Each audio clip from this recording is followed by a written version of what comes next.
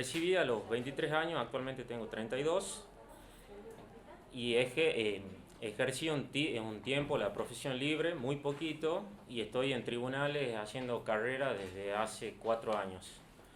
Eh, Como empleado primero por los concursos.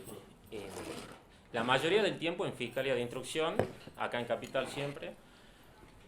Trabajé como ayudante judicial, luego como ayudante fiscal, eh, posteriormente como prosecretario, y desde junio de este año estoy de secretario de una defensoría oficial. Una defensoría oficial. Defensoría oficial, sí. ¿En qué año ingresó usted al 2014, por concurso? por concurso, sí, sí. ¿Qué defensoría? Defensoría oficial cuarto, ¿Y se la recibió doctora a los Toledo, 23 años? a los 23, sí, sí.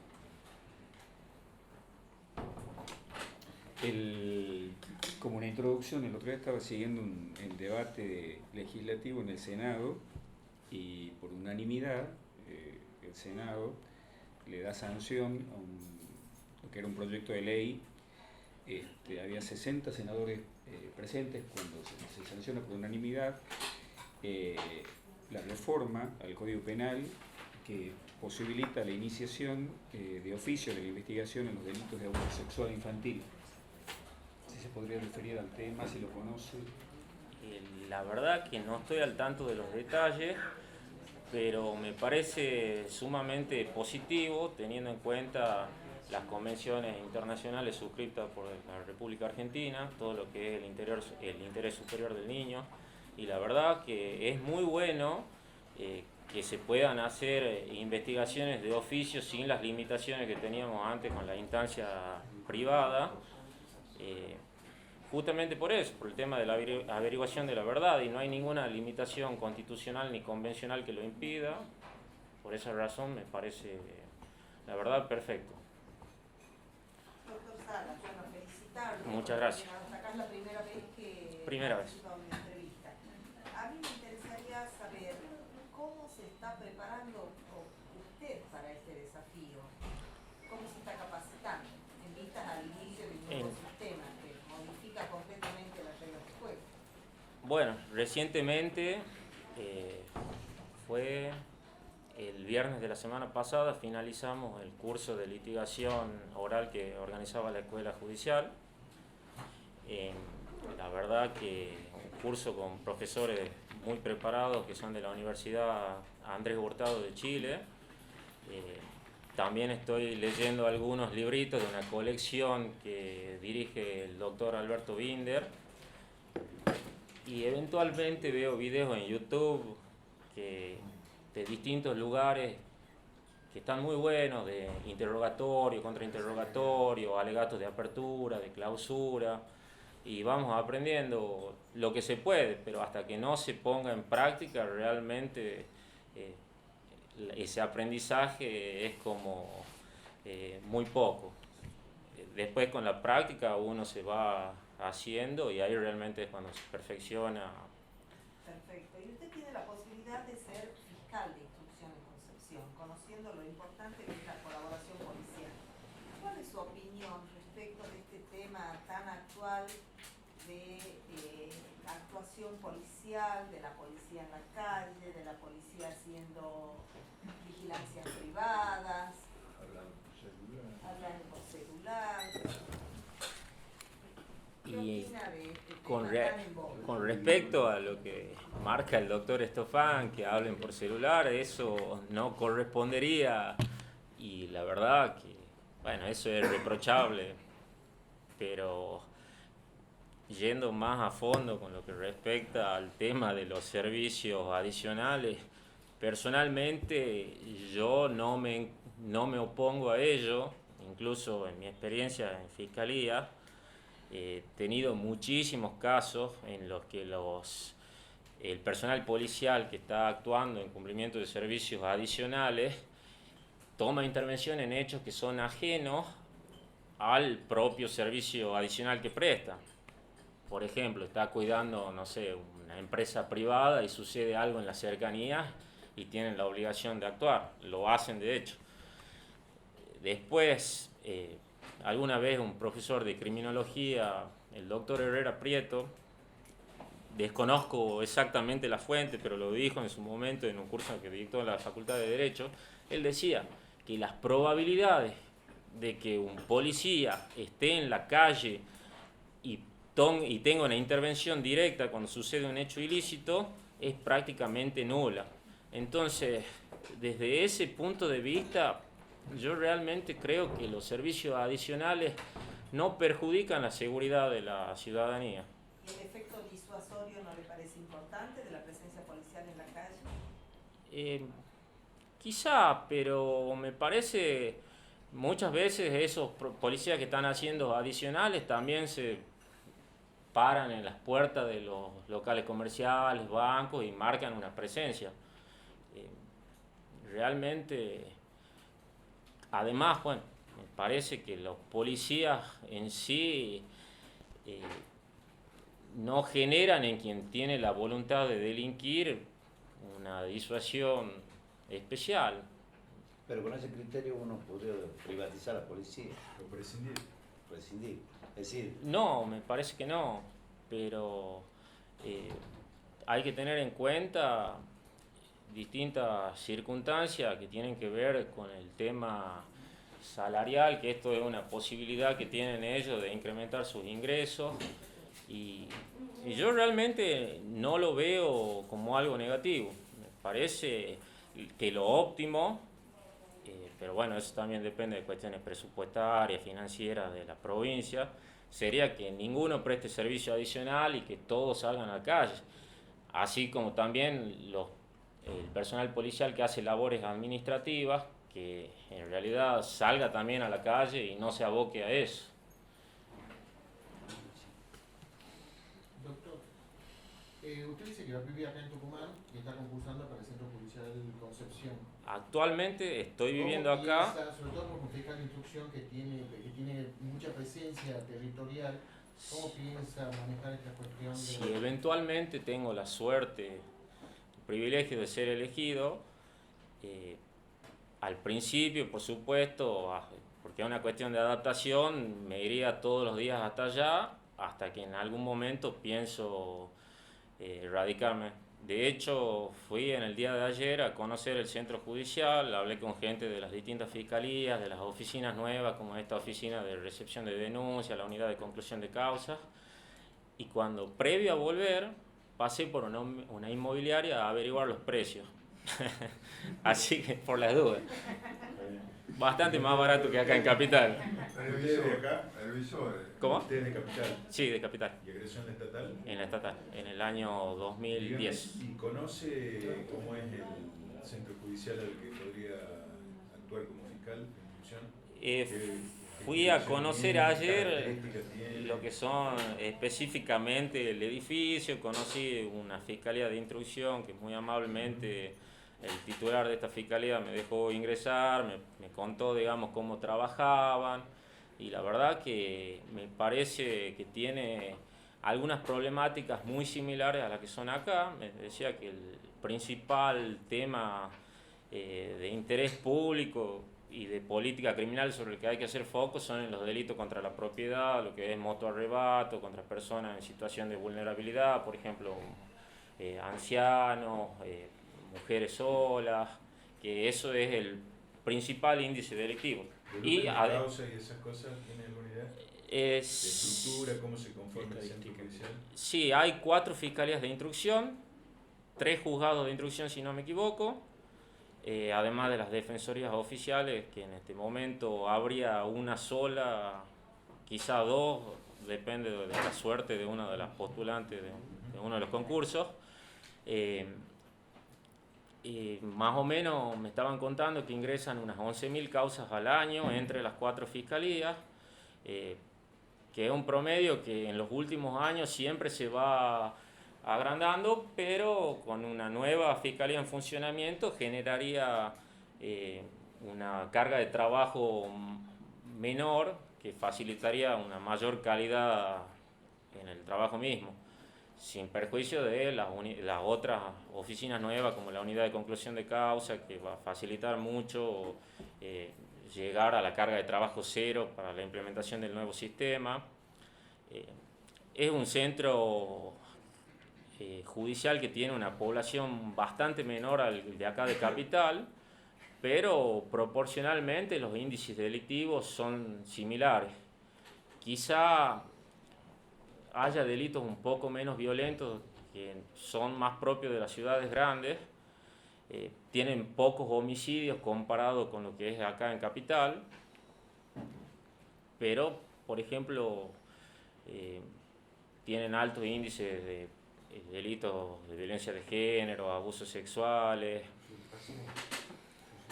usurpaciones. Los homicidios han quedado La elevación de causa. Doctor, La elevación de causa. ¿qué lo movió a usted a estudiar abogacía?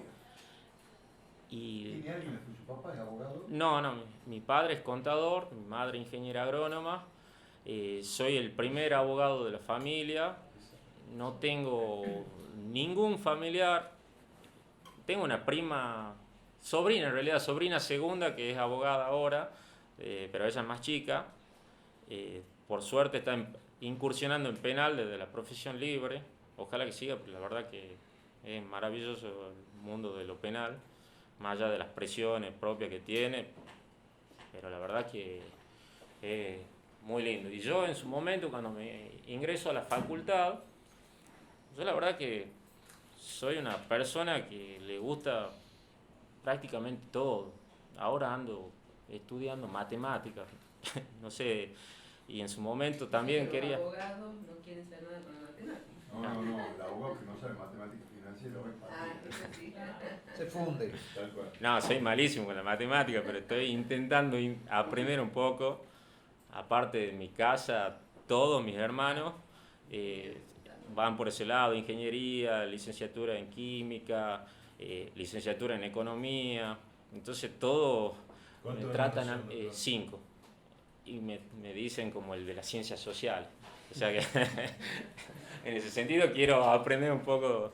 Y bueno, volviendo al tema, también me gustaba, yo quería estudiar arqueología en el Miguelillo, periodismo deportivo en Buenos Aires y tenía abogacía como otra de las opciones. Estaba entre esas tres. En su momento, periodismo deportivo, me parece que no había acá en Tucumán y bueno, las instituciones de prestigio eran en Buenos Aires, no estaba económicamente en una buena situación para acceder a ellos, yéndome de la provincia, y arqueología la verdad que me gustaba mucho, pero al final, bueno, me incliné por esto, afortunadamente. ¿Le ha ido bien en la universidad? Sí, bastante bien dentro de todo. Terminé en el lapso de tiempo programado, en los 6 años. Así que bien, la verdad que no me quejo. Sí. Doctor, ¿qué opina de estas fiscalías nuevas de género? Me parece, la verdad que muy buena la iniciativa. En Concepción sé que todavía no están especializadas, pero quizá en algún momento se lo haga. Ha facilitado mucho lo que es el acceso a la justicia, porque antes, supóngase, iba una persona a la Fiscalía Novena y le decían no, que en realidad la hemos mandado a la causa a la Fiscalía Segunda, porque en la Fiscalía Segunda tiene una causa de anterior fecha, en la segunda estaba archivada, pero tenía una en la tercera, después tenía una en la 10ª, otra que estaba en cámara, sobreseída, elevada, archivada. Y en ese sentido sé que fue muy beneficioso porque encima están al lado. No está acá, está al lado. Punto. En ese sentido ha sido sumamente útil para lo que son las víctimas. Sí creo yo que no es suficiente dada la entidad del problema, que la verdad en esta sociedad que tiene una cultura machista, patriarcal, es sumamente apremiante y deberían ponerse nuevas fiscalías. No sé cuántas, me parece que eso ya es una cuestión que compete al Ministerio Fiscal, sin perjuicio de que también eventualmente la legislatura o la Corte, por ejemplo, con respecto a juzgados específicos, defensoría, ahora que tenemos nuevo ministro de la Defensa. Pero desde ese aspecto, muy bueno. ¿Tiene hijos, doctor? No, todavía no. Estoy próximo a contraer nupcias, así que en ese sentido, No quizá... son incompatibles. Todavía no. Yo quiero ser padre, la verdad.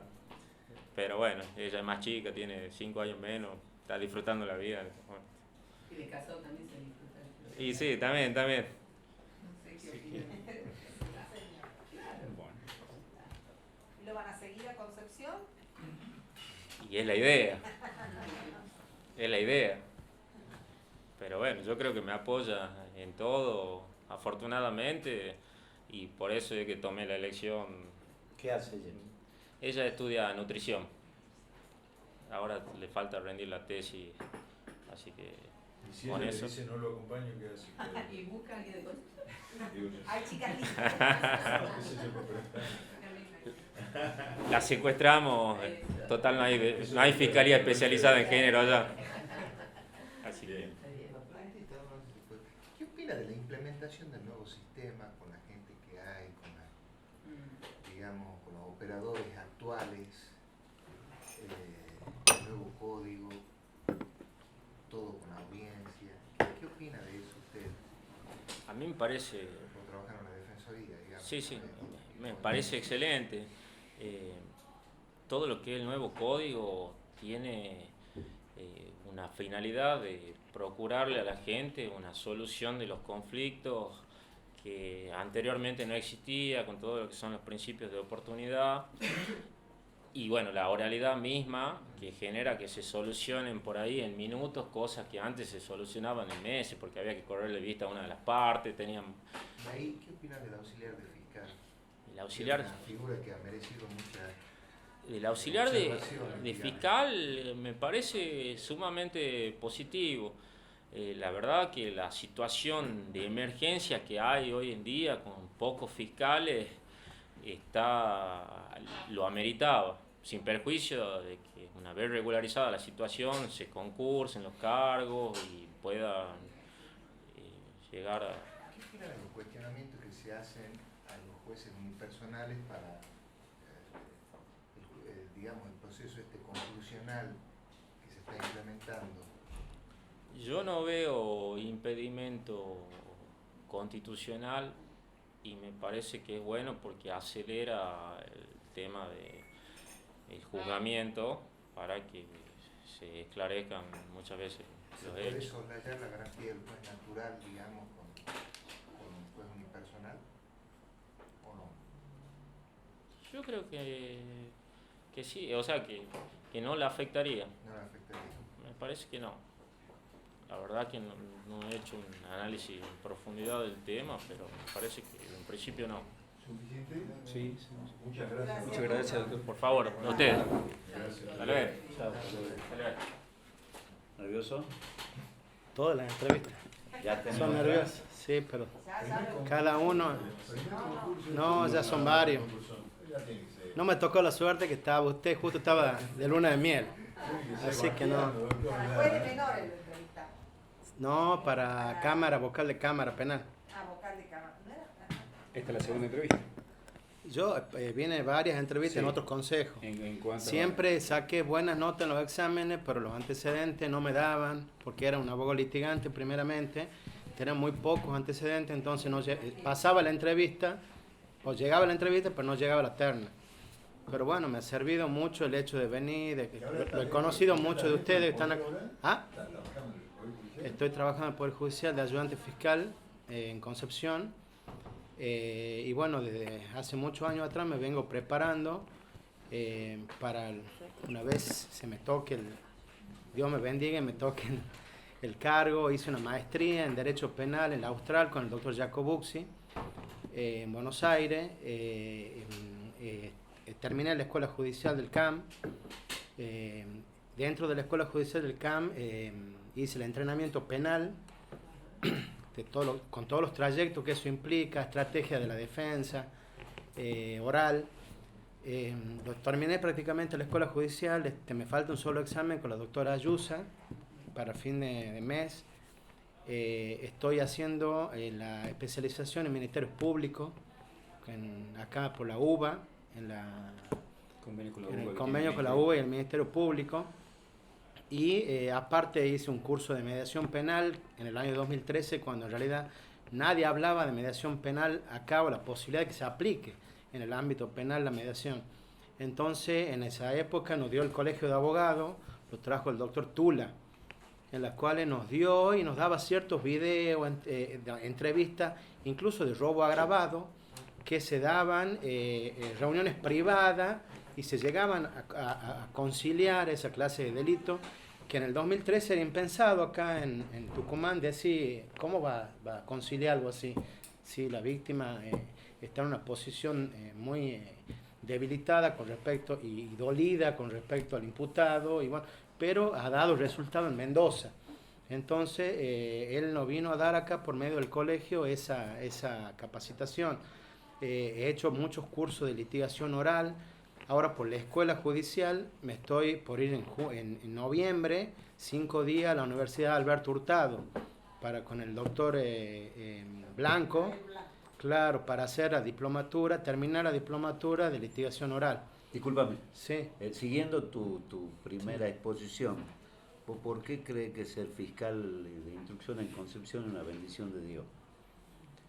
Y yo soy ayudante fiscal en Concepción, vivo en carne propia yo le puedo decir lo que estoy viviendo, ¿no? Lo que en realidad mi experiencia es una bendición, porque yo me siento capacitado para darle una respuesta a la sociedad, a la ciudadanía, la respuesta que necesita, porque la ciudadanía necesita una respuesta rápida frente al delito.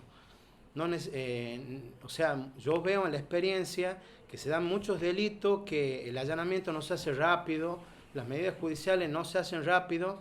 Entonces, a medida que pasa el tiempo, se van perdiendo los rastros, se van perdiendo las cosas robadas, se las van vendiendo. Entonces, yo estudié, me capacité para, como dice usted, si alguna vez tengo una bendición de Dios o algo a entrar, ¿no es cierto?, aplique toda esa sabiduría que me han enseñado, por supuesto, profesores de jueces de Cámara Federal de Casación Penal, la doctora Ledesma y un montón de profesores que tenía en Buenos Aires, y me han enseñado y me han marcado el camino para que de la posición de fiscal le pueda dar una respuesta rápida a la víctima. Usted tenga en cuenta, doctor, que la fiscalía es la primera instancia que tiene la víctima fuera de la policía en reclamar sus derechos. La tutela efectiva de la víctima, que está garantizada en las convenciones, en el nuevo código, y entonces, para mi punto de vista, tiene que haber una actuación rápida frente al delito y, sobre todo, respetar la convencionalidad. El control de convencionalidad, que lo tiene que hacer tanto el fiscal como los jueces. Hay fallos, diríamos así, dictados por la Corte Interamericana de Derechos Humanos con respecto a eso, en las cuales yo lo estudié y me sirvieron mucho, de los cuales tenemos uno, por ejemplo, de Almonacid Arellano contra Chile, donde la Corte ya se expidió hablando de una especie de control de convencionalidad que tiene que hacer los jueces, de un control difuso. Posteriormente a eso se dictó el fallo Trabajadores Cesados del Congreso contra Perú, donde la Corte se explayó más y dijo, no, este control de convencionalidad no lo tienen que hacer tan solo los jueces, sino también todos los órganos del Poder Judicial, fiscales, defensores, al hacer sus peticiones, el poder. Y con respecto, surgió otro fallo posterior, que es Hellman contra Uruguay, en las cuales la Corte reafirma el control de convencionalidad y dice, no, ese control se tiene que hacer por todos los ámbitos del Estado, legislatura, poder ejecutivo y judicial, cosa de que la legislatura saque una ley constitucional. Por ejemplo, en Alemania tenemos un tribunal constitucional que previo que salga la ley, ya el ciudadano puede plantear la inconstitucionalidad de la ley. Doctor, perdón Sí. que interrumpa. Usted se desempeña en Concepción, Sí, doctor. conoce el PAI. ¿Cuál es su opinión respecto a la preparación que tienen los cuadros policiales en el sur, teniendo en cuenta el desafío del nuevo sistema penal? Bueno, Le contesto, doctora. Yo hace poquito asistí a las 31 jornadas del Ministerio Público que se realizó acá en Tucumán, en el Hilton. Y tuve la oportunidad de escuchar la charla inicial del doctor, el Procurador General de Salta, doctor López Viñal, en la cual hablaba él justo de ese tema, que también tiene la problemática esa en Salta, la falta de comunicación o de compromiso por parte de la policía como auxiliar de la justicia. Ahora, en la actualidad, como lo he dicho en otra entrevista, para el cargo que estoy ejerciendo, veo mucha deficiencia en la policía con respecto a la respuesta que tiene que tener a los requerimientos de la justicia en cuanto a tiempo oportuno, forma. Y bueno, y el doctor López, ahí decía en la conferencia, junto con el ministro fiscal, que en realidad tenemos que tener una policía de investigación judicial, la policía que rige ahora, que establece el nuevo Código Procesal. Entonces, o sea, una policía que dependa directamente del Ministerio Público Fiscal y no del Poder Ejecutivo. Dentro de ese aspecto se necesitan capacitaciones que se le den a la policía, a la policía judicial, podríamos decir así, para que no cometan errores que pueden llevar después a nulidades, a ciertas, lo que se llama ahora actividad procesal defectuosa, en el nuevo Código Procesal Penal. Ahora, discúlpame que me interrumpa, como creo que lo que está preguntando la doctora es su apreciación respecto al comportamiento de la policía. ¿Usted cree que esos errores a los que refiere se deben a la falta de compromiso o a la falta de conocimiento? En muchos casos las dos cosas, porque hay policías viejos, o sea, no viejos, grandes de edad, en las cuales ya prácticamente no les interesa los sumarios que les llegan. Ahora nosotros hicimos en la Fiscalía, yo hice en la Fiscalía un plan de persecución penal estratégico guiado por el doctor Binder, en la cual tomamos un delito, por ejemplo, el delito de arrebato, ¿no es cierto? Nos fijamos cuántos delitos más o menos entraban por turno de esa clase de delito y actuamos conjuntamente con la policía porque hacemos visita de comisaría en virtud de las instrucciones impartidas por el ministro fiscal, en donde conversamos con la Fiscalía y nos ponemos de acuerdo para decirle, bueno, en esta zona se cometen, o sea, comúnmente estos delitos, en la zona de la escuela, en el centro. Las víctimas son generalmente menores de edad, que están el celular en la mano, los llevan hablando, y siempre los victimarios casi siempre son también menores de edad, que diríamos así, el 60 o 70% de los casos están drogados. Entonces, hemos hecho un mapa del delito, donde establecemos los focos en donde se producen ciertos delitos, y hemos hablado con la policía para que tomen medidas, coloquen más funcionarios policiales en esos lugares para prevenir. Usted tenga en cuenta, doctor, que el ministro fiscal, la política criminal seguida por el ministerio es tener un Ministerio Público Fiscal activo y no pasivo, o sea, no que actúe después del delito, sino en forma anterior al delito. Y esas son las instrucciones que se le ha dado a todos los fiscales, y los fiscales nos dan a nosotros para que realicemos todas esas medidas tendientes a que disminuya la impunidad. Y bueno, el doctor Binder nos daba el ejemplo, dice que en toda sociedad, a modo de, no sé si de metáfora o lo dicho, en toda sociedad dice, puede ser que no existan no existan delitos, porque los delitos los tipifican las personas, los legisladores, pero siempre hay conflicto. Entonces hay que dejar la lógica del expediente y ir al conflicto de la persona y aplicar el artículo 13 del Código Procesal Nuevo, que él nos decía que es una figura muy, muy importante, donde dice que tanto los tribunales como los fiscales, el Ministerio Público, tienen que intar por la solución más favorable a la satisfacción de los intereses de la víctima y del imputado y, diríamos así, inclinarse por la paz social y la armonía entre los sujetos que intervienen en el proceso penal. Eso es lo que el doctor Binder nos decía a nosotros, nos enseñaba que en esa sociedad hay 5 niveles de gestión de la conflictividad, nos decía él, de los cuales entre los 5 está la conciliación, donde la misma municipalidad pone ciertos organismos que llaman a los vecinos para que concilien sus pretensiones. Después las instituciones adjudicadas, creo que se llamaban, o adjudicatarias, que serían los jueces civiles, penales, donde ya llega una demanda, donde el juez emite una sentencia. Y el 5.º nivel, el doctor Binder decía, es la violencia. Es la última ratio que se tiene que seguir a los efectos de la solución del conflicto. Todos los conflictos que sean penales se tienen que relocalizar en los procesos composicionales, dice él, de los cuales están legislados en el artículo 27 y concordante del Código Procesal Nuevo, que son aplicables ahora. Sí. Muy buena su exposición, doctor. ¿Cuáles? Dos preguntas. Sí, doctor. Dos en una. Si la justicia, escuchándolo, ¿no?, puede actuar preventivamente, ¿y cuáles son los delitos que más se producen en cualquier situación? Ustedes hicieron con el doctor Binder un mapa de delitos y cómo actuaría en función de todo lo que nos dijo recién. Bueno, sí, en principio, preventivamente, la justicia como justicia, el Código Procesal actual que está vigente ahora no nos permite actuar preventivamente con respecto al delito. ¿En esa organización que usted recién hablaba? Y bueno, ese es el nuevo paradigma que hay ahora. El nuevo paradigma sí permite actuar preventivamente.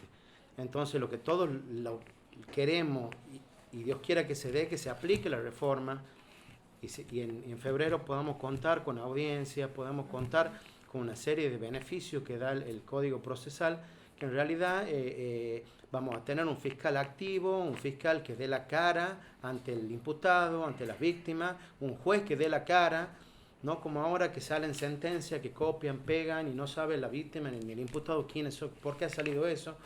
Entonces hay un cambio de mentalidad, de paradigma, en las cuales pienso que todo este nuevo código procesal sí nos permite hacer todo lo que usted nos dice. Porque yo le pregunto, porque yo le escuché al doctor Blanco y al otro abogado que vino. Valencia.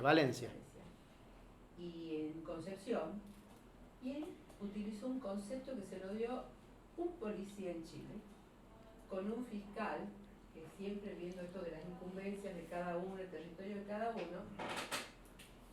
Yo no sé si están más organizados, menos organizados, sé que hay falencias acá en nuestro sistema judicial, como lo tenemos los distintos órganos, pero la sociedad espera respuesta. Entonces, con lo que hay, él usó el concepto de doctor, constitúyase.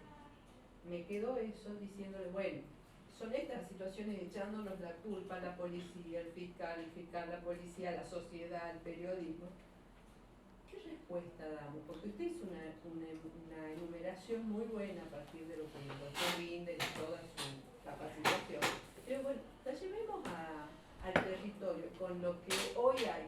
No sé si aplicamos el nuevo código o no, pero usted está formado. ¿Cómo llevamos situaciones de todos los días que se dan para ser fiscal de instrucción? Yo lo que pienso es de que el fiscal de instrucción, para tener el cargo, tiene que estar preparado. Sí.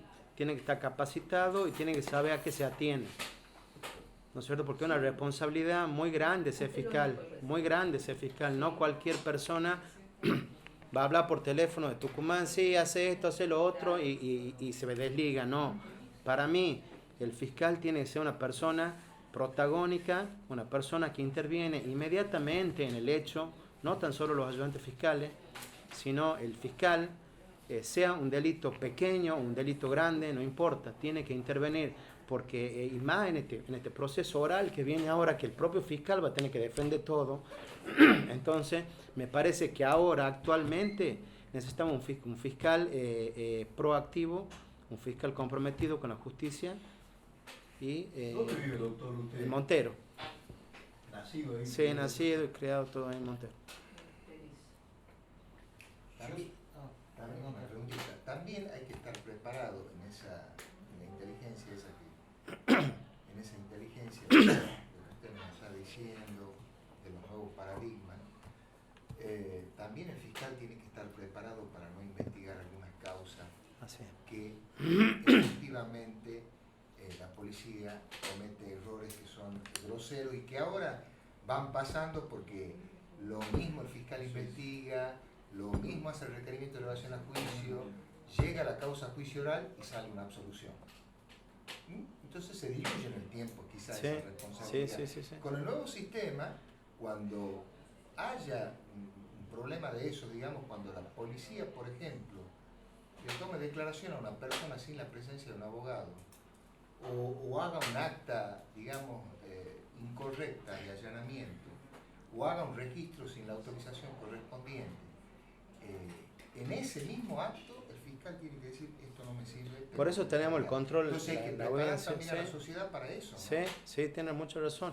El nuevo Código Procesal te da muchas herramientas para como ser la desestimación en primer momento, en caso de que el fiscal diga, claro, el fiscal diga no es delito esto, pero entonces otras veces te da la posibilidad de los criterios de oportunidad, otras veces de formalizar acusación, y en el caso, como dice el doctor, tiene mucha razón porque está la audiencia de control de detención y formulación de cargo, entonces ahí el fiscal tiene que controlar qué es lo que ha pasado en realidad, se le han leído los derechos, no se le ha leído, que el juez le explique los derechos, que se le asiste. Ciertas formalidades que pueden violar garantías constitucionales del imputado. Entonces, por el principio de objetividad, el fiscal tiene que ver todo eso. Y en su caso resolver también a favor del imputado, en caso que en realidad así el criterio lo establezca. Yo soy medio neófito en el tema del derecho penal, pero me ha quedado algo que usted dice que la justicia tiene que prevenir el delito. Usted como fiscal, usted como fiscal, actuando como fiscal, ¿cómo actuaría para la prevención del delito? Esto es lo que yo le estaba diciendo, doctor, trabajando con la policía. En principio, con la policía que tenemos, en el futuro vamos a tener que tener una policía dependiente del Ministerio Público capacitada para ciertos delitos. Hemos estado hablando, hemos recibido... No, pero yo estoy hablando de hoy, por eso hoy. Sí, no, ellos están avanzando un poco más. Claro, pero está hablando de la policía judicial. En realidad, lo que va a hacer el órgano de la fiscalía, estamos hablando no de la fiscalía individual, va a ser colaborar con la prevención, Así no es. está hecho directamente. Así es. En lo que él acaba de contarnos antes, Claro, van a hacer un estudio criminal de la fiscalía. con estadísticas, con mapa del delito, Hoy hay con estadística, con mapa del delito. Más estadísticas. prevención especial y prevención general. La prevención especial está dada cuando el sujeto comete un delito, es condenado, la sentencia condenatoria le está diciendo, señor, usted cometió este delito, por eso tiene esta pena. Así es. Prevención especial dirigida al delincuente, al imputado. Pero a su vez también la sentencia cumple una prevención general, que es decirle a la sociedad, Es un mensaje. si ustedes actúan como él, van a tener este mismo resultado. Eso es lo que hoy está fallando, porque la sentencia llega muy tarde en el tiempo, entonces la prevención general se diluye. Así es. Lo que el doctor Binder decía, hay compensaciones reparatorias y no reparatorias. Las reparatorias son los procesos composicionales, que el fiscal tiene que ir por eso primero, en caso que vea un delito que se pueda conciliar, se pueda reparar integralmente. Y en otros casos, ¿no es cierto?, que son delitos graves, mandarlo a juicio de conocimiento, que serían muy pocos los delitos graves que se puedan llegar a enjuiciar. Y ahí se aplica la pena, que serán las compensaciones no reparatorias, un mensaje que el Estado le da a la sociedad que el delito no quedó impune, diríamos así. ¿Qué opina del juicio por jurado? Y el juicio por jurado me parece correcto, me parece que se implemente, que lo tenemos previsto en el Código Nuevo, en los primeros artículos donde se habla de los derechos del imputado y todo el tema ese. Y yo he leído mucho el tema, tanto el libro como el diario, los diarios que salen, que en Buenos Aires lo están aplicando para delitos de cierta cantidad de años. Y me gustaría que el jurado, por el sistema que tenemos representativo, republicano, de gobierno, ¿no es cierto?, es el pueblo quien condene, diríamos, o no a sus propios pares. Pero mi criterio o potencialmente lo que yo creería es de que tendría que estar integrado también por abogados.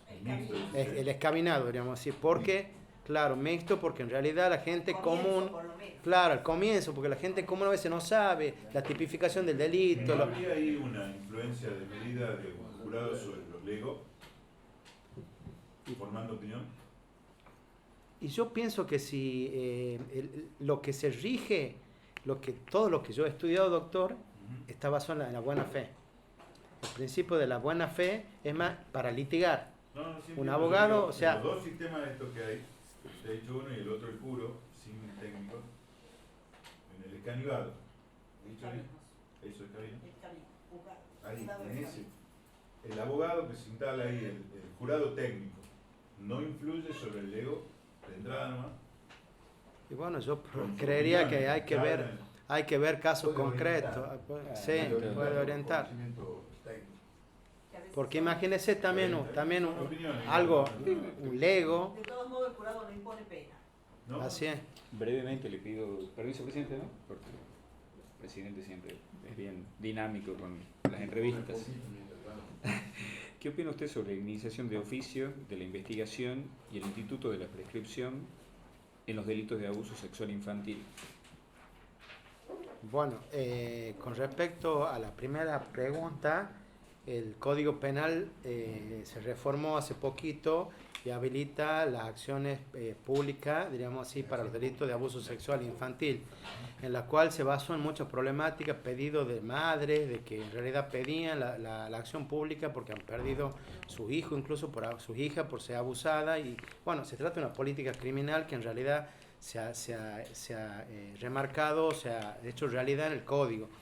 Y por otro lado, como yo le hablaba recién, doctor, toda la legislación se va modificando de acuerdo a las convenciones.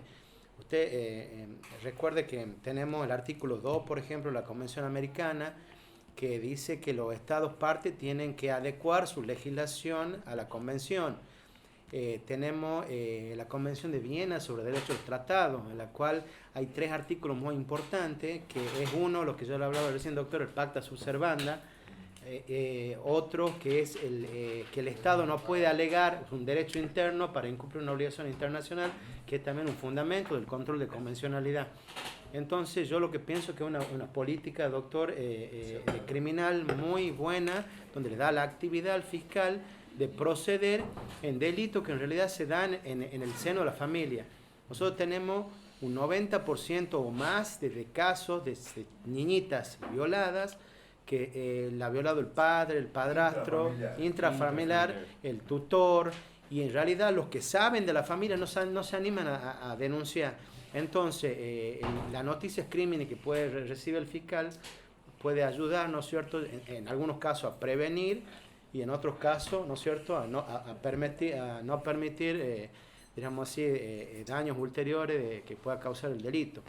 Y con respecto a la prescripción de los delitos de abuso infantil, yo le puedo contestar con respecto a eso, que hay una problemática en la jurisprudencia y en la doctrina con respecto a la aplicación de la prescripción con respecto a esa clase de delito.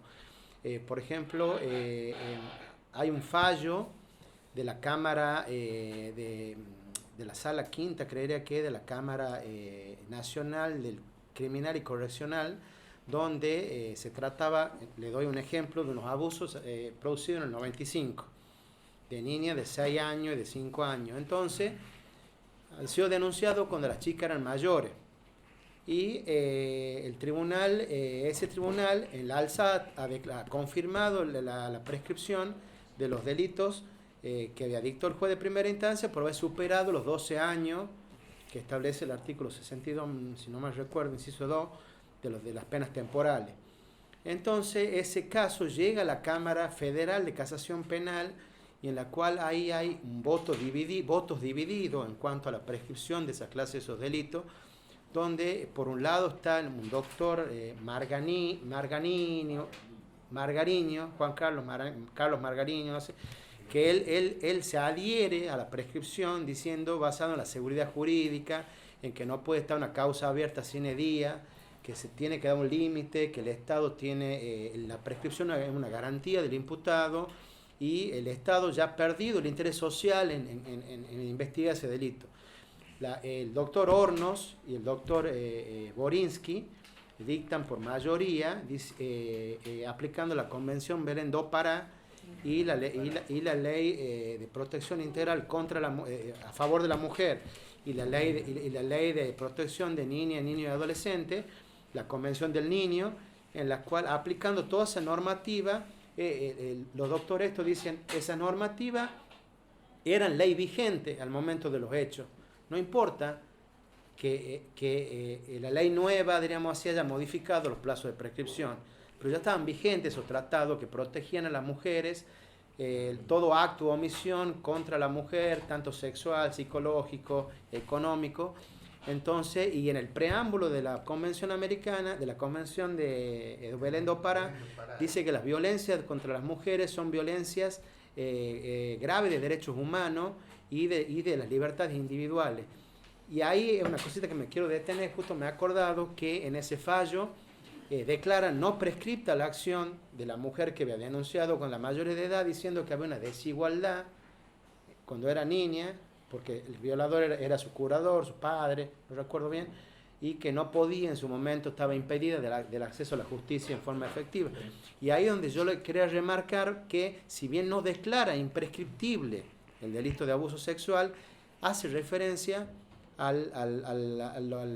los juicios que se han tramitado en la Corte Interamericana, de que son de Barrios Alto contra Perú y Buenos Aires contra Argentina. En los dos casos, en Barrios Alto contra Perú, los doctores esto hacen la aplicación de lo que se llama la cosa interpretada, lo que nos enseñaba el doctor Víctor Bazán en la parte de Derecho Constitucional y Convencional, donde él decía hay cosas juzgadas y cosas interpretadas.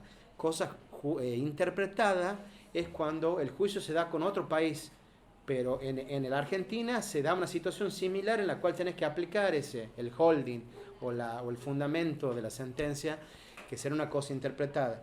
Y por otro lado, en esos fallos, si bien uno era de tortura y el otro era de una matanza que se ha hecho a varias personas, en ese holding, los doctores Borinsky y Hornos decían de que en realidad ellos tomaban los fundamentos diciendo que no se puede admitir la aplicación del instituto de la prescripción, de la amnistía o exclusiones de responsabilidad por delitos graves de derechos humanos y delitos de lesa humanidad. Entonces, los doctores hacen una comparación con respecto al preámbulo de la Convención Belén do Pará, donde dice que son delitos graves. Entonces, da a entender como si fuera que podrían ser imprescriptibles, pero en la resolutiva, por voto dividido, hacen lugar al recurso de la querella y declaran que en ese caso lo que ellos interpretan es desde cuándo empieza a correr. Claro. Pero como ellos dicen que era ley vigente en ese momento, las convenciones de aplicación directa. Doctor, entonces, quería hacer una pregunta con lo que usted recién plantea. ¿Qué opina de estas manifestaciones en contra de la educación sexual integral? Manifestación en contra de yo estoy en desacuerdo que haya manifestación en contra. Los chicos tienen que tener educación sexual. Yo tengo una hija de 7 años en las cuales tiene que aprender. Hay muchas enfermedades, mucha gente violadores, gente mala que en realidad le puede hacer daño y tienen que estar preparados con una educación sexual que se dé en las escuelas, ¿no es cierto? Por supuesto, respetando la edad acorde a los efectos de que puedan tener una defensa, digamos. Creo que es suficiente. Sí. Muchas gracias. Muchas gracias. Muchas gracias. Bueno, muchas gracias. ¿No? Hasta luego, gracias. 10 años. Y esa ejercicio libre de la Ejercicio libre. Sí. ¿Usted no trabaja en el Poder Judicial? No. ¿Dónde vive, doctor? Vivo acá en Capital. Soy oriundo de Simoca. Siempre estoy viajando a Montero, Concepción, a Simoca, pues trabajo en la municipalidad en Simoca. Así que estoy un poco en todos lados, pero vivo acá, duermo acá, digamos. ¿Ejerce específicamente en el fuero penal? No, ejerzo en otros fueros también. O sea, fueros civiles también. ¿Primer concurso? No, rendí varios, pero primera vez que llego a la entrevista y bueno. Bueno, está a disposición de usted. ¿Por qué doctor quiere ser fiscal de instrucción en lo penal? Bueno, considero que sería como un cambio de rol de lo que hago, porque ahora actualmente, siendo abogado de pasillo, el ejercicio profesional no es menos, digamos, estresante que una tarea judicial, por los vencimientos, por los planteos, aparte por el traslado que uno tiene que hacer en varias jurisdicciones. Y bueno, y considero que fiscal penal lo tomo como un cambio de rol. Cuando yo ejerzo la defensoría particular en lo penal, siempre tengo un método, digamos, para analizar los casos, para hacer los planteos, que es el método que creo que tienen todos los operadores jurídicos, tanto los fiscales como los jueces, que es el sistema de derecho punible. O sea, ese sistema racional es el que me permite a mí determinar en cada caso, avanzando todas las etapas del proceso del hecho lesivo, digamos, acción típica, antijurídica y culpable, y analizando cada etapa y tratando en ese análisis de que no se vulnere ninguna garantía constitucional. Entonces, si yo determino que en algún momento ese análisis que yo hago de los hechos, porque la teoría del delito siempre nos obliga a que nosotros hagamos un estudio del mundo de los hechos y el mundo de las normas, para hacer ese proceso de subsunción típica y tratar de adecuarlo a ver si vamos pasando la categoría de la acción. Pasamos la categoría de la acción, pasamos a la categoría de la tipicidad. La tipicidad objetiva, la tipicidad subjetiva, después la antijuridicidad y así. Cuando yo veo que en alguna etapa el proceso no pasa, ahí la solución siempre es la no punibilidad.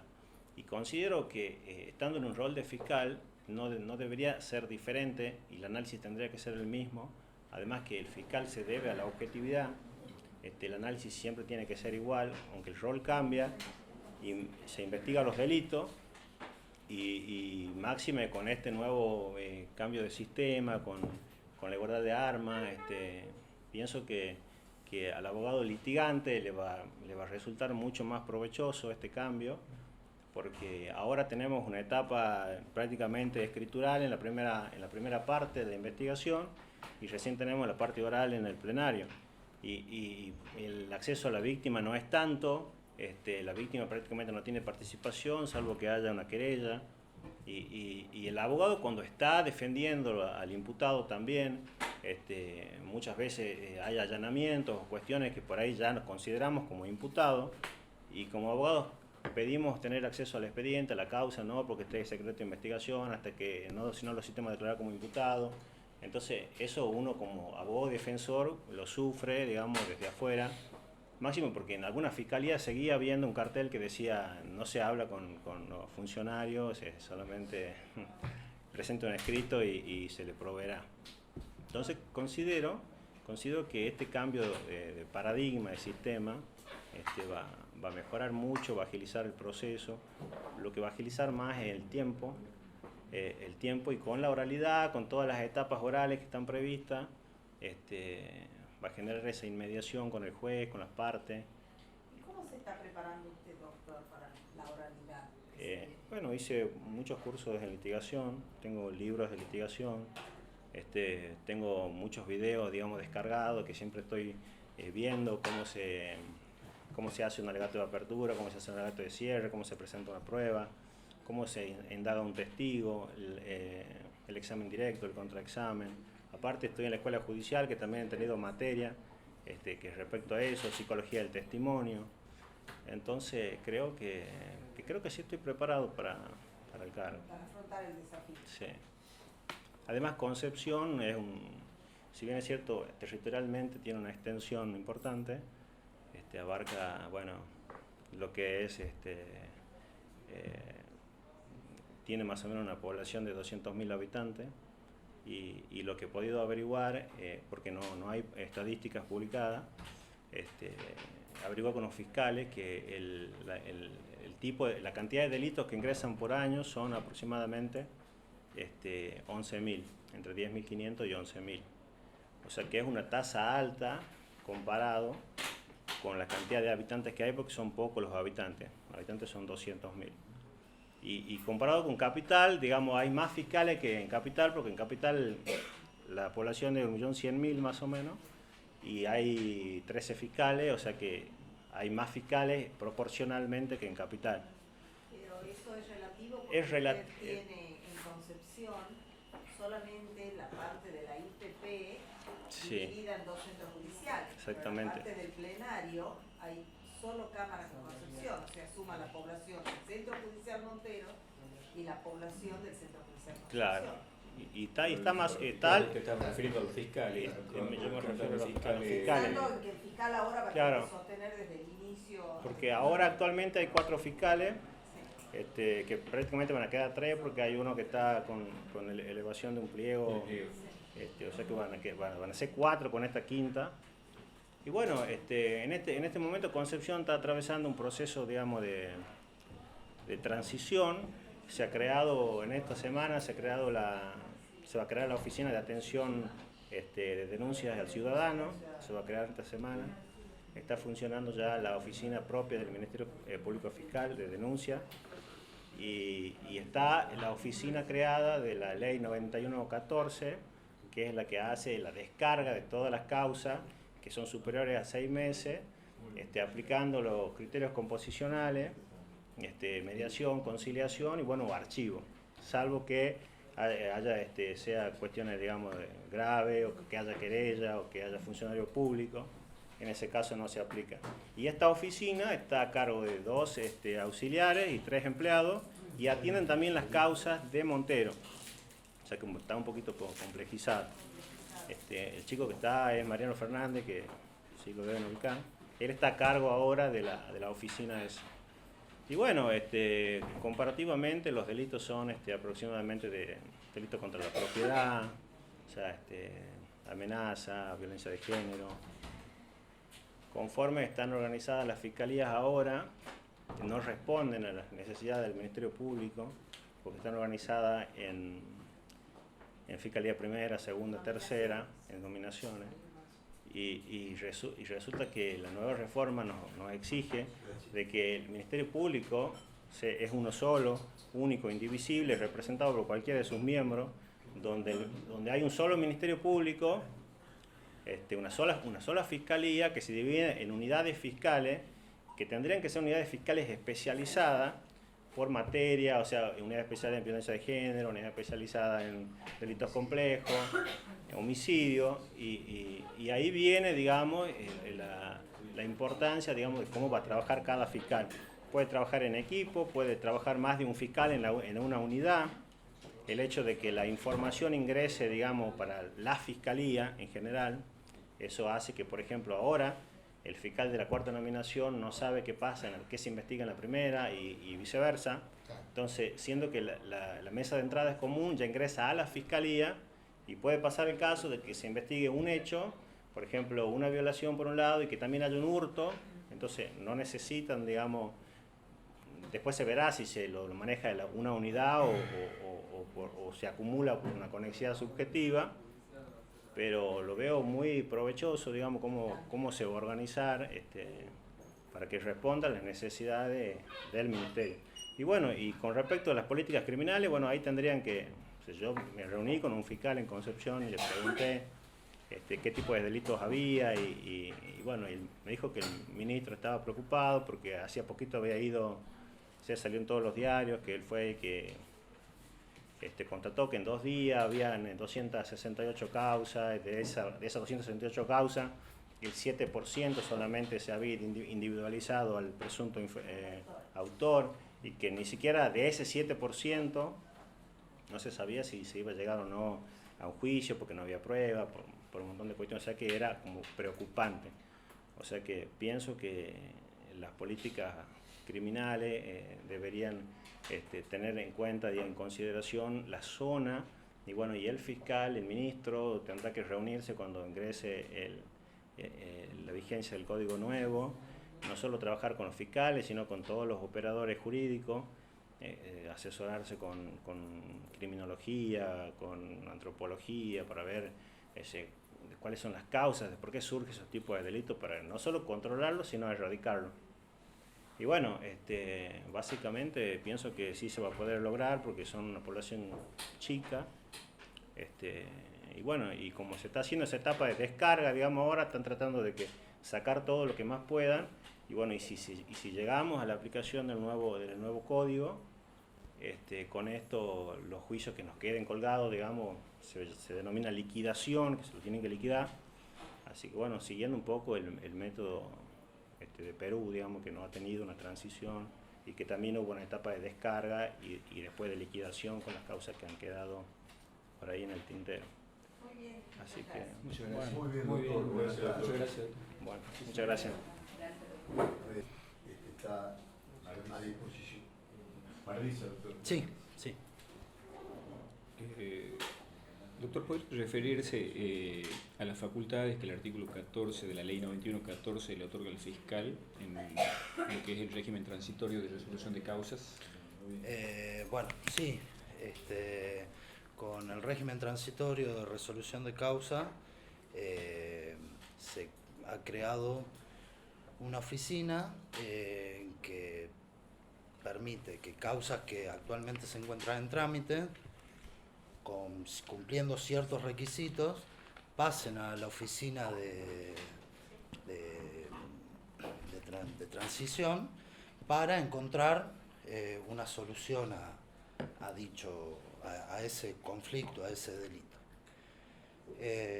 Los requisitos tiene que ser una causa con 6 meses, más de 6 meses de trámite, que no haya querella, que no haya personas privadas de libertad, y bueno, y en el plazo de 6 meses tiene que o resolverse la elevación a juicio o el sobreseimiento, el archivo o alguna salida alternativa. Y bueno, también existe la posibilidad y permite al fiscal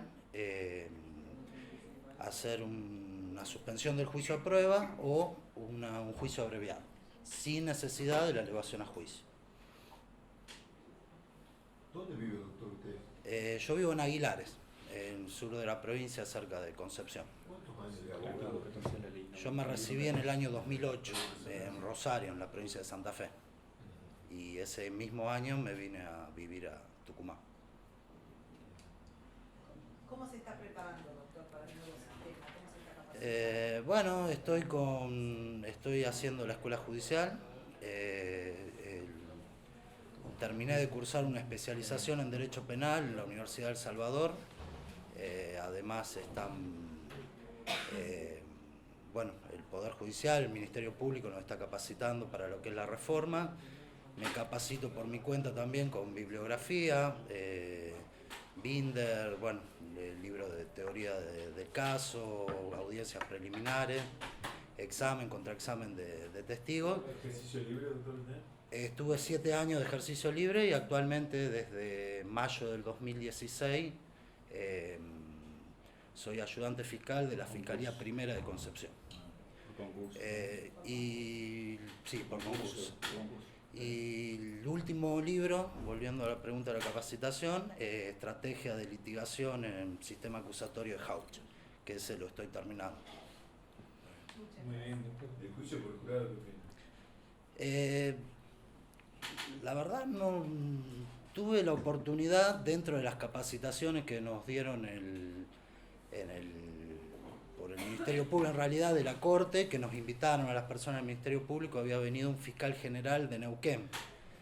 Y bueno, hablando del tema, él nos decía que si bien no tenían unas expectativas favorables, él quedó muy sorprendido y lo que nos explicaba era que muchas veces el miedo a que las personas no tengan el conocimiento técnico es suplido por el sentido común y él tenía una opinión muy favorable y nos decía que no teníamos que temer a eso, que la gente se toma muy en serio ese trabajo y bueno, que la experiencia en Neuquén había sido favorable. Muy bien. Muchas gracias, doctor. Gracias, por hasta llamarme. luego.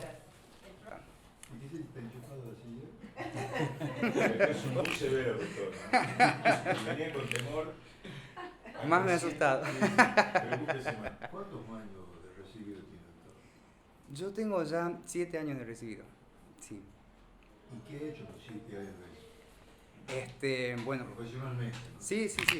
He trabajado. No me quiero meter. He trabajado mucho con mi papá. Mi papá también es abogado. Ustedes lo conocen porque ha sido concursante también aquí del CAN, el doctor Molina. Entonces, en mi casa siempre se ha vivido esto de la abogacía. Siempre hemos visto expedientes en la cocina, en el baño, en la escalera, en todos lados. Desde el momento de yo recibirme, he comenzado a trabajar con mi papá aproximadamente 2 años y medio. Hacíamos, de todo, hacíamos civil, laboral. Yo he elegido la carrera de Derecho, me ha gustado, nunca la he sentido como un mandato familiar. Además, si bien es cierto, cuando yo me he recibido de la secundaria me han dicho, me han explicado mi papá que yo era libre, de que podía elegir lo que yo quería, que no había necesidad de seguir haciendo lo que él hace, que lo piense bien y que decida, porque mis opciones eran, o podía ser laboralista, civilista, administrativista, pero tenía que ser abogado. Era libre, pero...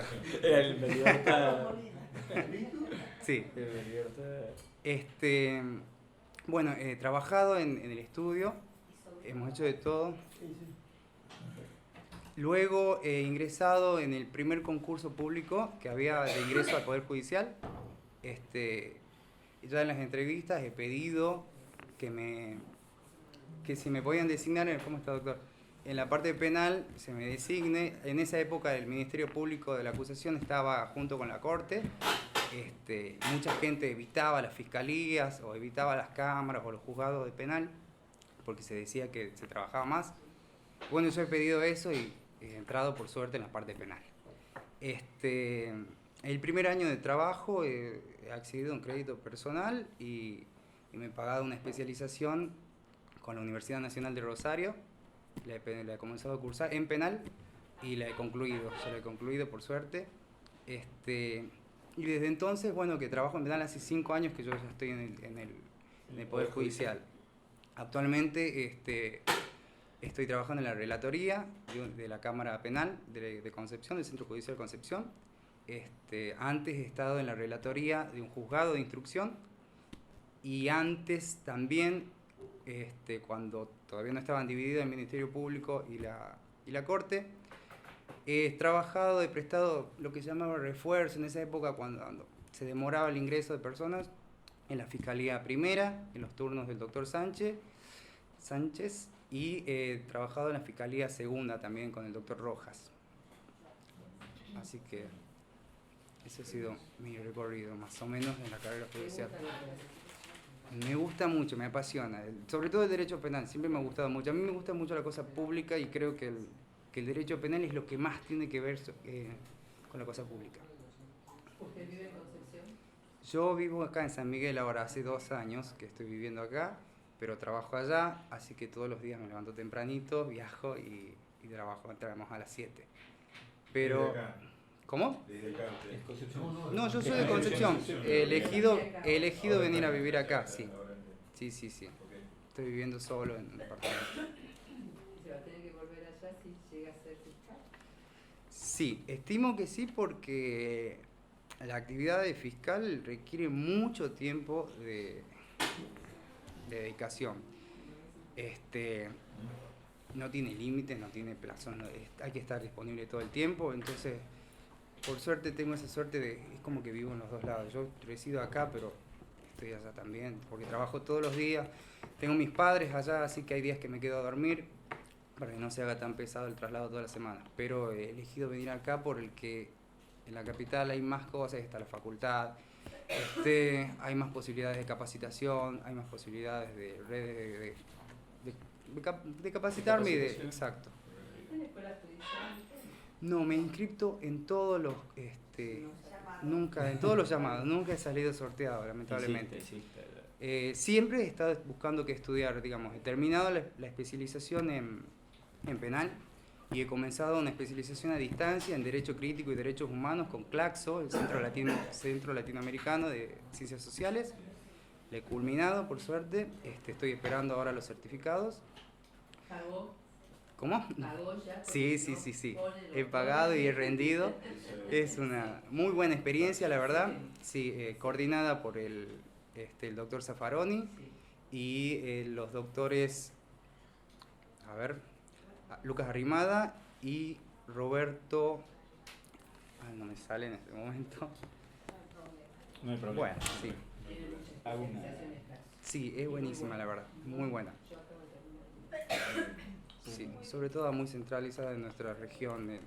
Sí, muy prestigiosa. ¿Para el doctor? Sí, puedo hacer la misma que el anterior doctor, que la ley 9114 establece el régimen, en el título tercero, el régimen transitorio de resolución de causa.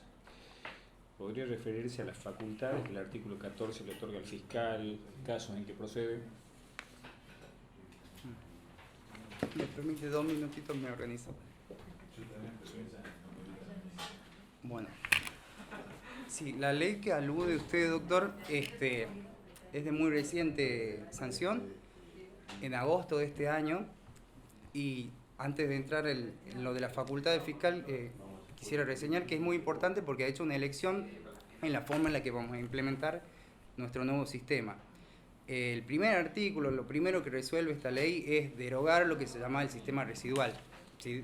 Hemos elegido implementarlo de otra manera. El sistema residual, bueno, todos deben conocer porque era la forma en la que íbamos a aplicar el proyecto anterior. Implicaba que algunas unidades judiciales, tanto de jurisdiccionales, de defensa o de acusación, iban a continuar con la prosecución de causas hasta la culminación de aquellas causas que no se culminen hasta la fecha de implementación. Gente que estudia estos procesos de implementación o del pase de un sistema al otro, señala que no es muy recomendable esto porque siempre se crea lo que se llama una lucha de prácticas. Entonces no sería bueno que en paralelo haya jueces rigiéndose por el Código Viejo. Exacto. Aparte afecta el artículo 16 de la Constitución Nacional. Entonces en ese sentido se han implementado una serie de pautas para que procuremos culminar con todas las causas antes de comenzar con la nueva ley.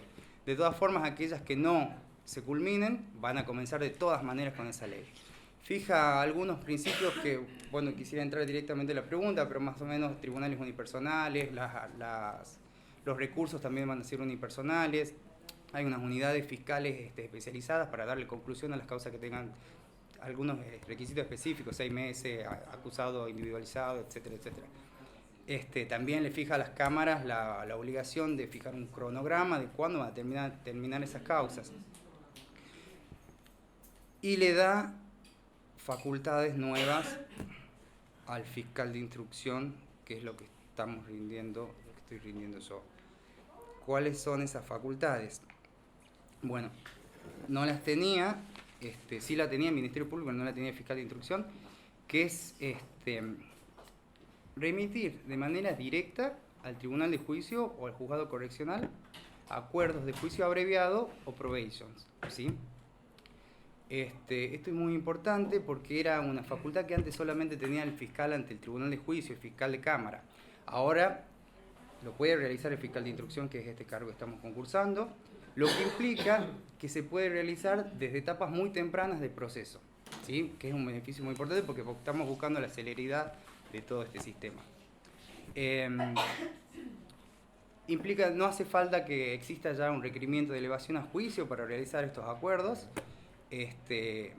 lo que no es violatorio tampoco de ningún tipo de principio porque respeta las formas sustanciales del juicio. Y estamos yendo a un derecho procesal consensual, derecho penal consensual. Exacto. Con mayor participación de las partes, sobre todo. Claro. Exacto. Eso también, lo que refiere el doctor, no está expresamente en la norma, porque los abreviados pueden ser también por condena efectiva, pero se infiere de que, como se hace en una etapa tan temprana del proceso, van a ser abreviados que se arreglen condenas condicionales, ¿sí? lo que nos lleva a dos cuestiones, dos consecuencias. Por un lado, vamos a depurar esta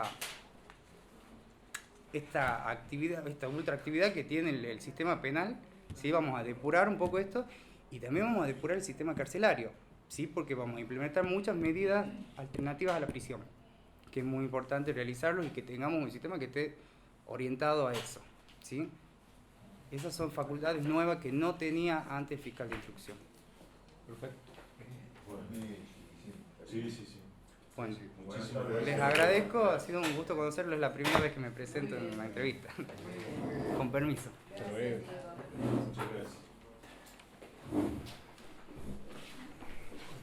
El doctor está a disposición.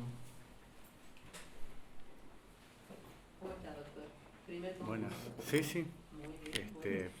Primera vez acá. Felicitaciones. Muchas gracias. ¿Por qué quiere ser fiscal de instrucción en lo penal? Es una vocación, digamos, una vocación de servicio que uno tiene siempre desde chico. Uno anhela poder ocupar este lugar.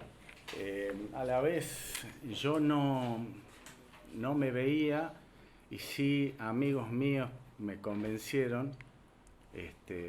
Y bueno, sí, digamos que en esas charlas amigos míos que son abogados, que están también en el ejercicio de la profesión, me decían que intente y bueno, dije, ¿por qué no? Si me ven como para que pueda estar en este lugar y puedo ser útil, bienvenido sea. ¿Y ahora se ve? Sí, por un lado el paso del tiempo, la experiencia, el estudio, esto me ha dado a mí una constancia, ¿no? Para estudiar. Dicen que a ser abogado se aprende estudiando y se ejerce pensando.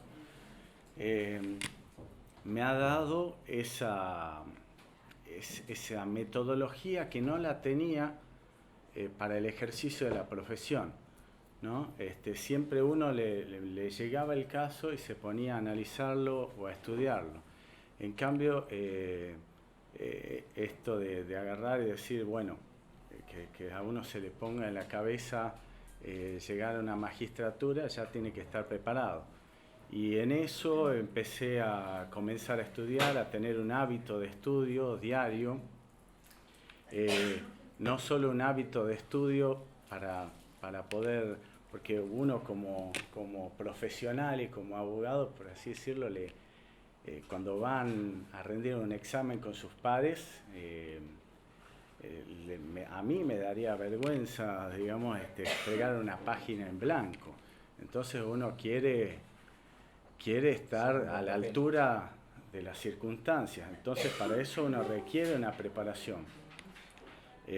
Yo en un principio empecé siendo autodidacta, estudiando, comprando libros, invertí mucho en libros y después al no haber acá en Tucumán, cuando yo comencé un posgrado, no había acá en Tucumán las posibilidades de posgrado, entonces comencé un posgrado en la Universidad Nacional de Rosario, aprendí mucho, tuve la posibilidad de estar al frente de grandes docentes que me nutrieron y que me fueron planteando muchos interrogantes que a algunos los voy, digamos, encontrando la respuesta y otros no, porque yo considero que el derecho, no solo el derecho penal, el derecho es un mar en el que uno nunca lo puede abarcar, ¿no?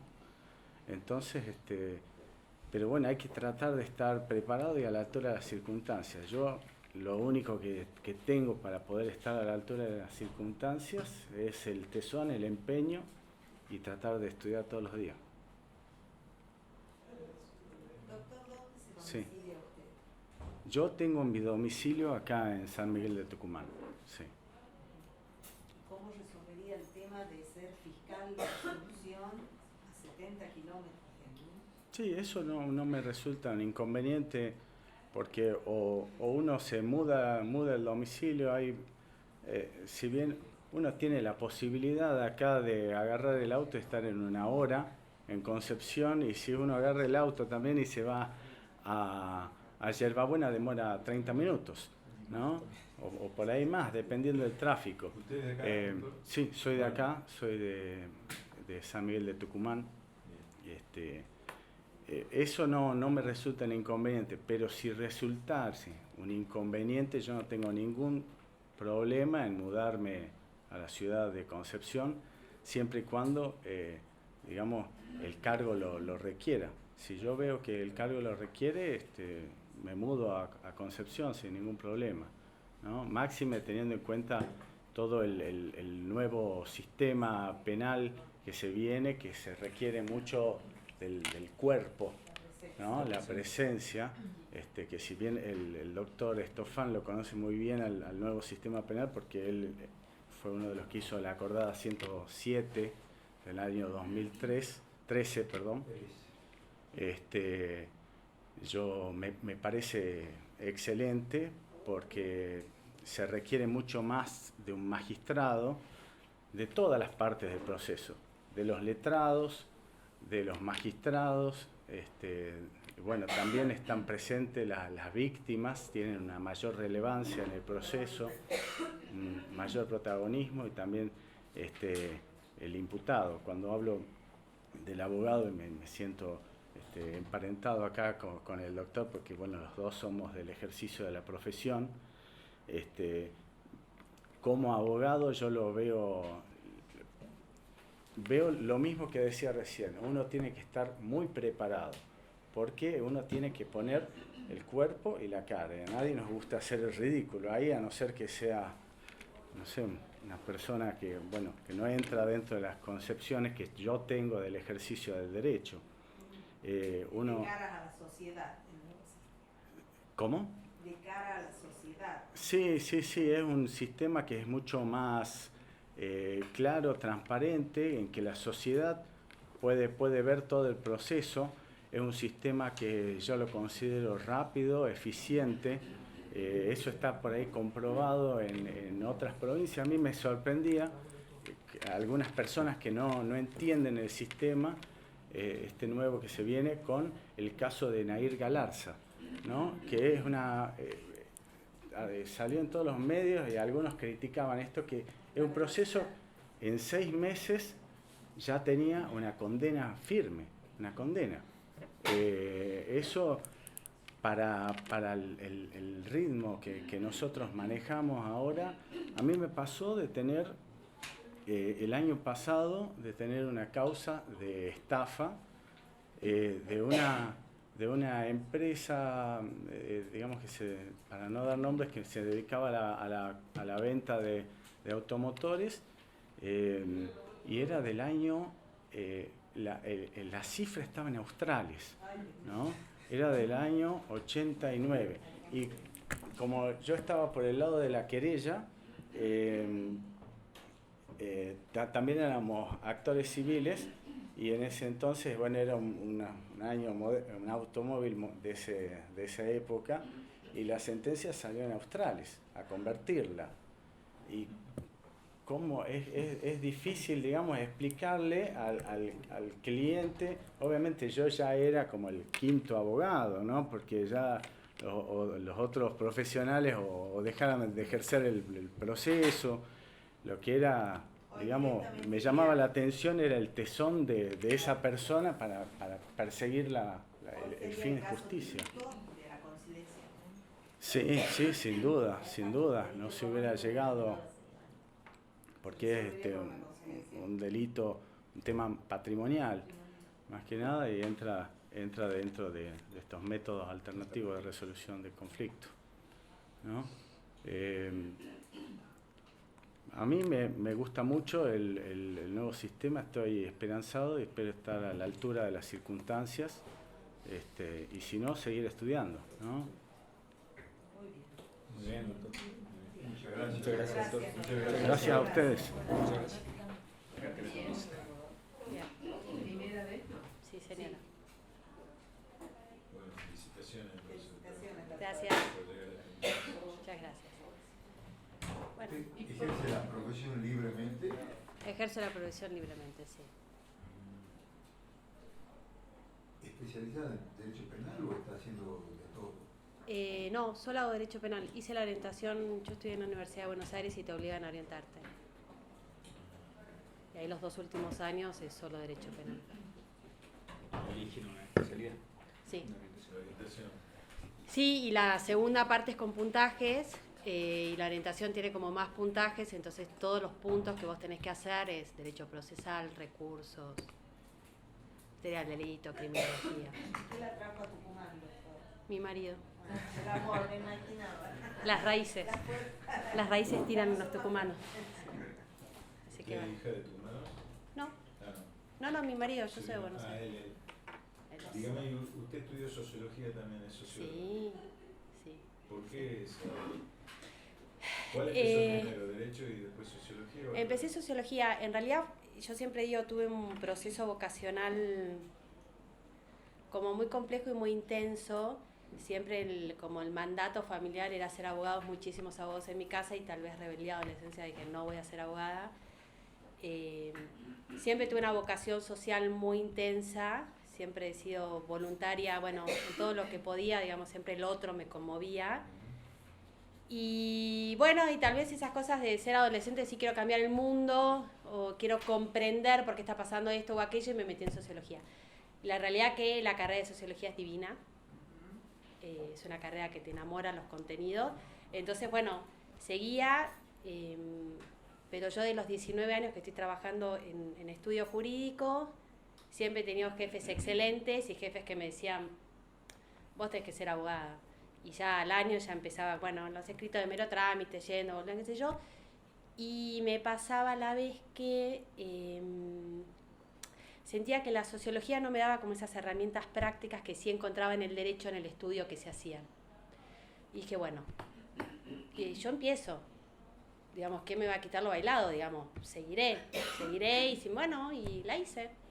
Y el último año de sociología es una carrera de 6,5, lo hice en 5, y ese último año lo hice, yo tuve que hacer además el CBC, porque no me reconocía en materia, entonces tuve que hacerlo, y bueno, y la hice, y realmente no me arrepiento, porque sin duda. Es decir, yo trabajo mucho también en lo que es en Villa Urquiza, coordinamos el área de educación superior y universitaria en el penal, sí. Bueno, Fabricio le llevó a dar clases ahí, y bueno, a ver... ¿En la universidad usted trabaja? Sí, sí, sin nombramiento, pero sí. Y bueno, la sociología te da muchísimas herramientas. Los diagnósticos que uno hace como sociólogo cualitativamente son sustancialmente diferentes a los que por ahí hacen otros profesionales, sin desmerecer, son diferentes. Las herramientas con las que contamos también son diferentes, y por lo menos a mí, en el ejercicio de mi profesión, sí me ha sido útil. Mismo yo siempre trabajo con los chicos y tenés también herramientas como cuantitativas, trabajamos o con sociogramas, o hacemos brief, los mapas del delito. Para mí, las decisiones y las acciones que tomamos a partir de determinados pensamientos críticos, diagnósticos o lecturas que uno hace son sustancialmente diferentes y nos han dado buenos resultados. Entonces, en el penal se han generado cosas muy lindas. Y en el ejercicio de la profesión, Sí. ¿a qué especialización tiene o a qué se dedica? Yo hago solo derecho penal. Bien. Hago solo derecho penal y sí tengo muchos amparos por salud. Ajá. Que en realidad me ha pasado de algunos clientes que han tenido unas cuestiones de derecho penal, y de ahí me han preguntado y ahí se lo he hecho de favor, y yo, bueno, y empecé. Pero sí, hago mucho, digamos, tengo estafas, tengo abusos, tengo muchos abusos. ¿Qué más? He tenido homicidios, sí, voy a poco, digamos, no es fácil venir a una provincia que no es la tuya. Yo venía de estudios muy grandes que hacían, trabajamos mucho con la 22415, que es todo derecho aduanero, hacíamos mucho penal económico. No se hace. No. Bueno, hay penal tributario. De hecho, cuando me vine acá, me vine con una carpetita de algunas empresas que sí hacíamos derecho penal, por lo que es retención indebida, digamos, y que todo por los criterios de oportunidad salían, digamos, salían bastante fácil. Y bueno, y de a poco uno empieza. ¿En qué cátedra está, doctora, me dijo? En Teoría del Estado. Teoría del Estado A. Sí, señor. Doctora, ¿qué opina usted de nuestra unidad de máxima seguridad? O sea, que ¿De la 9? Y bueno, un montón en relación a que, por ejemplo... Su opinión. Ediliciamente parece muy linda. No, la 9 o la 10. Porque la 10 es la linda, la nueva. La 10. Sí, en Villurquiza. Sí, esa es la unidad 10. Y bueno, es una unidad que estuvo prevista para delitos federales. Es una... Bueno, ha hecho un trabajo espectacular la Corte y digamos, a mí me gusta mucho y valoro el tema, tal vez por esta tradición, esta formación que tengo en sociología, de lo que es el consenso y de llegar a decisiones, después de diálogos, digamos, interinstitucionales, que creo que es el producto de esa unidad, de un muy buen diálogo que ha habido. Lo mismo con el nuevo Código Procesal, que eso tienen que estar realmente orgullosos y ojalá se pueda implementar. Bueno, por supuesto que tiene demanda. Yo trabajo mucho con las personas que están privadas de la libertad y a mí me ven como una referente, así que a mí siempre se van a quejar, de que no tienen la sala para las visitas, que no tienen sala para visitas íntimas, que no tienen varios para, también para las visitas, que el servicio de la escuela no llega, pero bueno, es como yo digo, digamos, se está avanzando y el haber ya reconocido la problemática del hacinamiento, el problema en las comisarías, es un avance enorme. Y el hecho de decir, a partir de acá se tiene que hacer con un plazo, y que yo además veía, porque yo camino mucho Villurquiza, y realmente se ha hecho en tiempo récord. Y los materiales, y está muy bien hecha esa unidad. Gracias. ¿Está funcionando la biblioteca, doctora, en el penal? Bueno, depende de qué unidad. Villurquiza tiene las unidades 1 y 2, que son las más populosas, que tiene una biblioteca muy linda. ¿Está funcionando? Sí, está funcionando, tiene bibliotecario, y después la unidad 6 no tiene biblioteca, que es algo que yo estoy insistiendo mucho para que tenga. La de jóvenes tiene linda y la 10 no, pero porque es nueva, digamos, eso es un proceso. Doctora, ¿qué observa usted o qué escucha usted sobre el tema de las adicciones en el penal, en la población carcelaria? Es un tema que está y que existe y yo lo veo. Fácilmente advertible cuando vos tenés chicos que están drogados. Con algunos uno habla más, con otros habla menos. Ellos te dicen que que si no tienen cómo pasar el tiempo si no se empastillan. Hay un grave problema, una conveniencia con el servicio... no con el servicio penitenciario, con algunas personas que trabajan para el servicio penitenciario. Los mantenemos tranquilos. Que sí, y que además lucran con eso.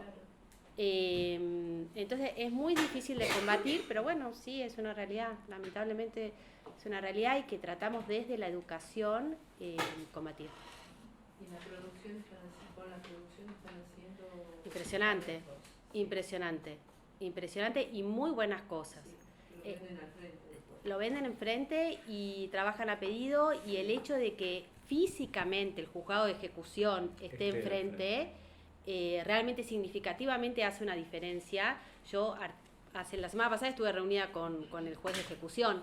Entonces, en lo que es la articulación, nosotros articulamos muchísimo con Poder Judicial, con Ministerio de Seguridad, por supuesto con Ministerio de Educación.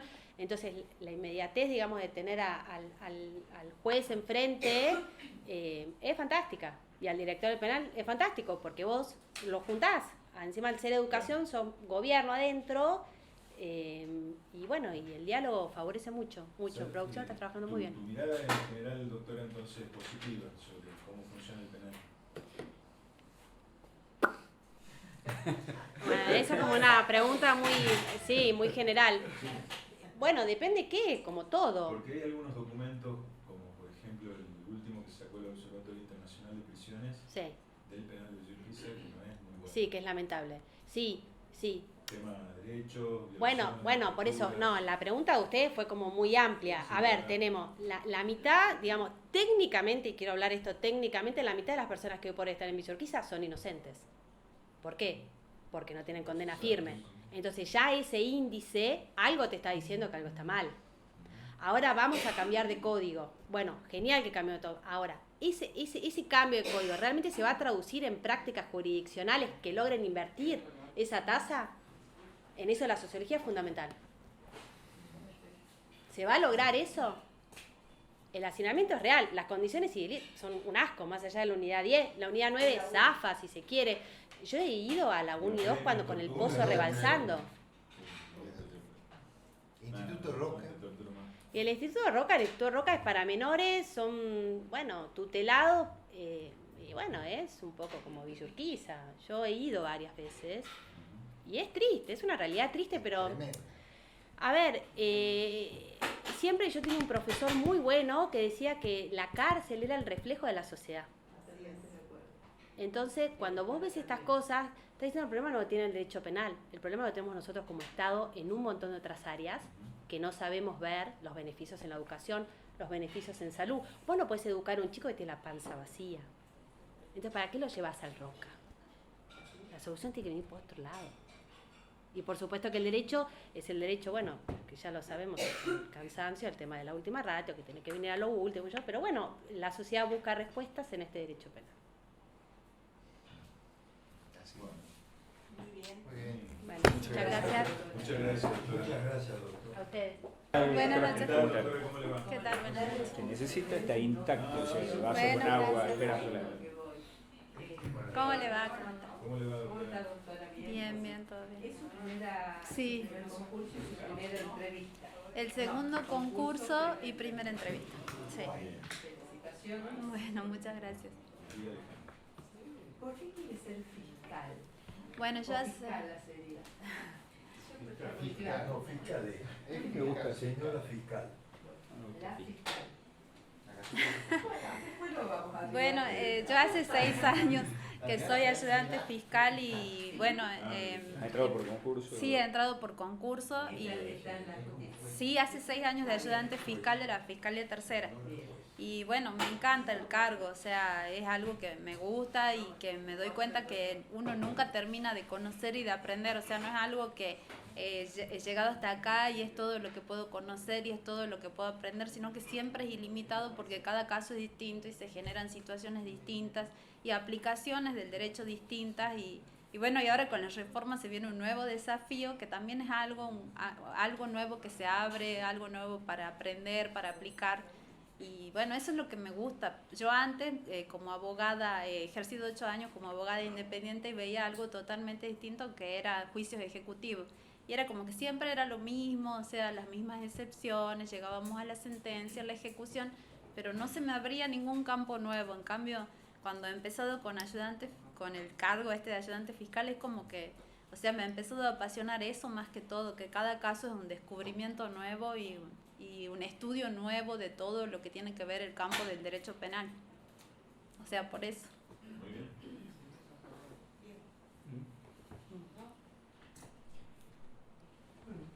Está a disposición de ustedes. ¿Usted ¿Cómo le va, es de doctor? acá de Tucumán? Soy de fiscal? Concepción. Es de Concepción. Sí, sí, sí. ¿Y está trabajando En la Fiscalía Tercera, sí, de ayudante fiscal hace 6 años. Casualmente recién le contaba a los chicos, cuando estábamos ahí todos reunidos, todas las experiencias que he vivido como ayudante fiscal, que se reían, me decían algunos, bueno, ya cállate, no conté más, porque pero han sido experiencias todas desafiantes. Les digo que la verdad que esa adrenalina es linda. O sea, a mí me gusta, me encanta. ¿Y cómo se está preparando para el nuevo ciclo? Y bueno, estudiando, especializándome, estoy haciendo el curso ahora de... Antes, cuando iba a ser la primera implementación de la reforma que se frustró, yo ya había hecho todos los cursos de litigación oral y todo lo referente a la reforma. Habíamos viajado a Fría, hemos hecho también un curso en Córdoba. La verdad que estábamos con todas las pilas para la reforma y se truncó. Y ahora de nuevo, bueno, ahora ya más entusiasmado que nunca porque ya sabemos que sí o sí se aplica, así que de nuevo volviendo a ponerle las pilas a la especialización y al tema de la litigación oral, haciendo los cursos. Cada curso que hay uno trata de aprender y de perfeccionarse más para estar, digamos, acorde a lo que nos exija ahora en febrero la implementación del código. ¿Cómo ve a los cuadros policiales preparados para la reforma? Y bueno, casualmente la semana pasada hemos estado recorriendo distintas comisarías de la jurisdicción de nosotros y bueno, hablando con la policía sobre todo tratando de hacerle entender la importancia que tiene la instrucción policial ahora con la reforma, porque eso era lo que tratábamos de explicarle, que es muy importante cómo ellos armen el sumario para que nosotros después podamos en una audiencia de control de detención sostener esa detención.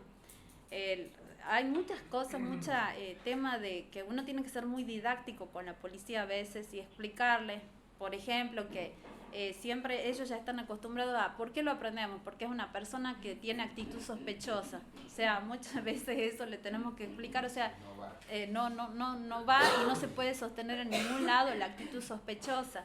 O las aprehensiones en flagrancia, que en realidad no son flagrancia, pero para ellos son flagrancia, que encuentran a una persona 2 días después con la moto robada. O sea, todo eso es de a poquito y enseñándoles a cada oficial, a cada policía, cada vez que llaman por teléfono al centro consultando, ejerciendo un poco de pedagogía con cada uno.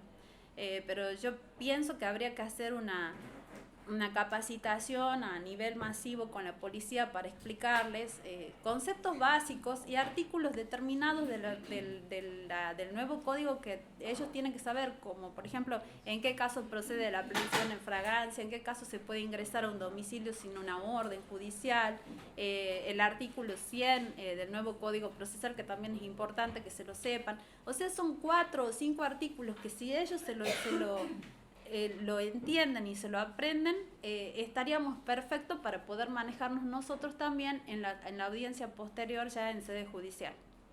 Perfecto. Bueno, gracias. hasta luego. Gracias. Gracias, hasta luego.